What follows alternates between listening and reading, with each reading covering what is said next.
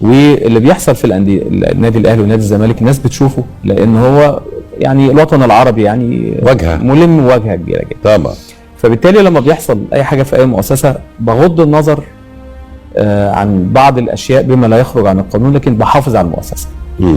وده حصل السنه اللي فاتت في ازمه النادي الاهلي، وكان لازم اعمل على النادي الاهلي، دايما بقول كده بشكل او اخر، لان دي كرامتنا وواجهتنا وكان لازم احافظ. نفس الحكايه نادي الزمالك، احنا يعني قلنا انا بحافظ على الكيان وكان ليها معاني وتاثير ولازم اكون موجود فيها. كم شهر اتصلوا بيا ان في تجاوز في مؤسسه الرئاسه. في تجاوز، فبيقولوا لي في كذا كذا، فقلت لهم طيب هتعملوا ايه؟ انا عارف والله انا هعمل ايه، بس بسالهم. فقالوا يا فندم يعني نلم الدور عشان بس يعني.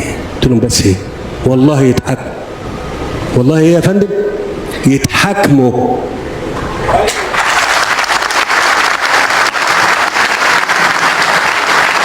الله، هو يعني هو مفيش حد ما بيغلطش ولا ايه؟ اللي يغلط يتحاسب.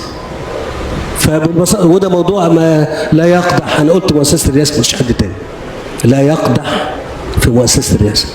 انا بحلف لكم بالله، قلت لهم الكلام ده لا يمكن يحصل، اللي يغلط نحاسبه.